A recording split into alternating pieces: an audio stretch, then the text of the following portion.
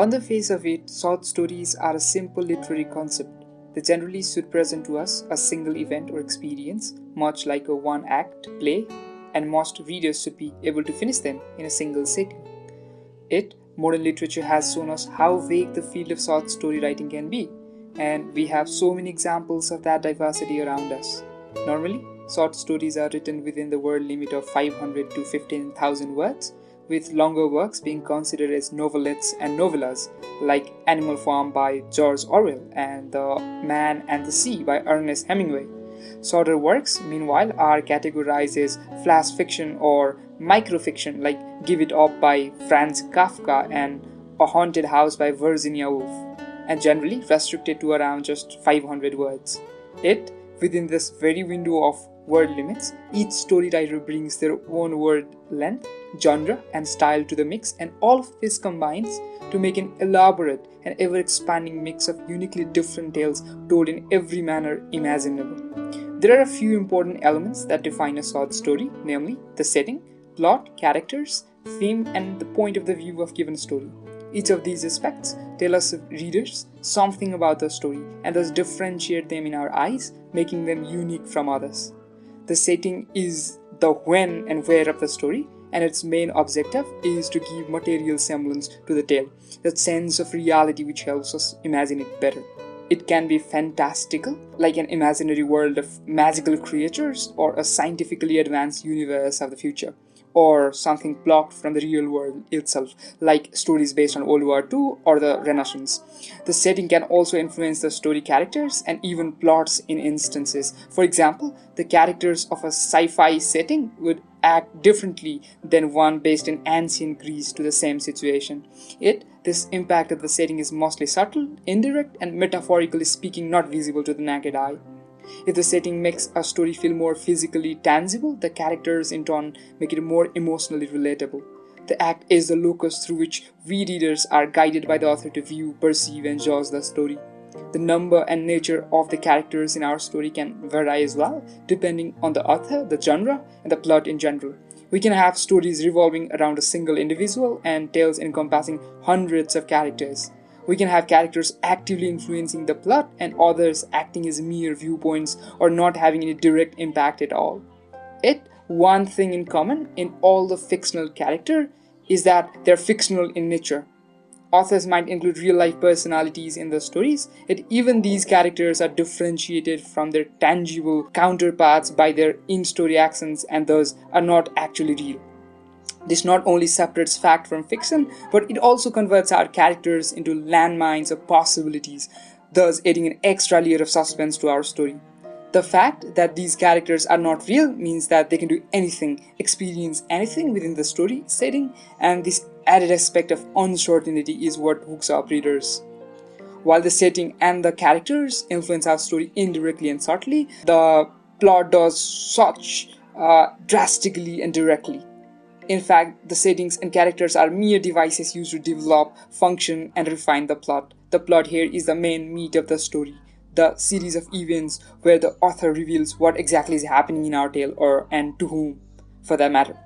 There are many sub-elements to the plot, namely the exposition, the conflict, climax, resolution, etc., which are used in different orders and different styles by the author to add different flavors to the story, although most authors prefer to make the pattern of their use more rigid. The exposition is the initial kickstarter of our story, the phase where we readers are introduced to the characters and the setting. It is a very short phase in our story writing and thus may not occupy a lot of space, but the main purpose of exposition is to clarify the basis of the story, and act is the first impression of the story to the readers. So often a lasting first impression sets the groundwork for better things to come. Another important job of the exposition is also to acclimatize the readers for rising action of the story. The rising action is the basic meat of the story and leads the story to its imminent climax through a series of conflicts. The rising action and the various conflicts included within are major tools used to engage the readers to the story, and it also sets the pace for things to follow in the plot. The rising action is also often used as a platform by the author to convey various minor, intricate themes of the story to the readers and do any possible character development required before the climax.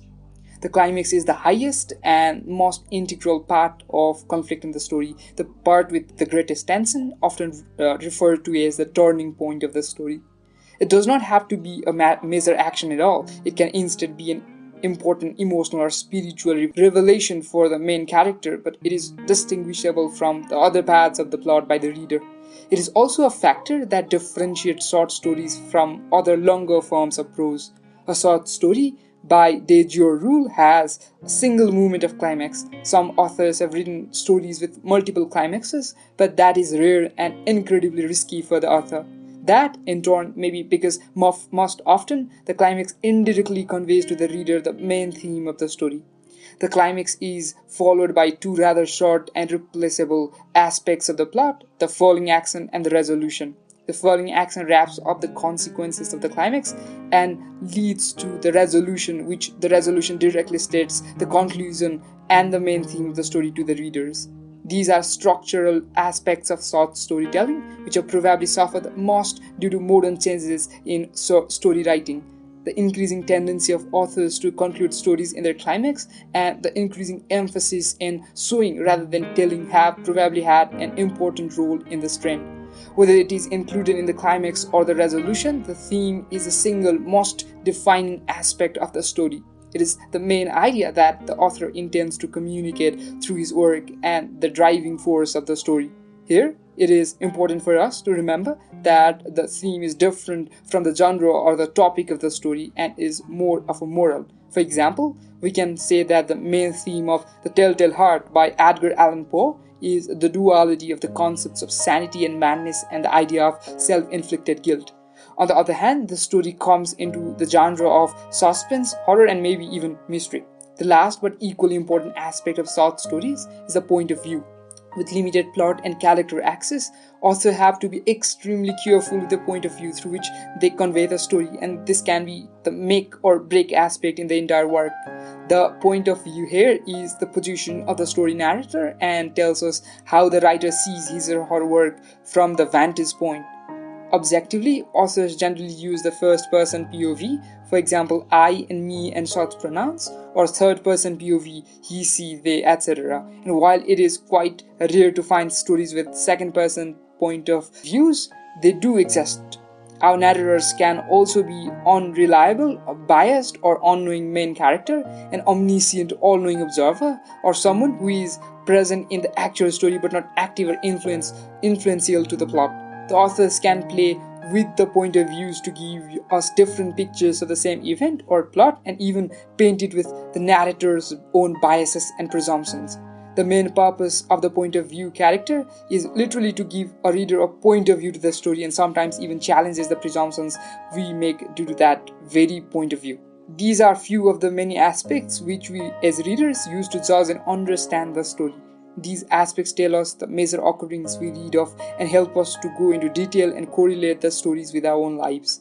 Some of these aspects limit a short story writer, while others give him or her more room to explore and expand. Some elements make stories more real, while others maintain the imaginative and fictional aspects of the tale, thus making it entertaining and knowledgeable at the same time. And at the end, these are very aspects that shape a story into what it is. So keep on reading and learning and stay safe.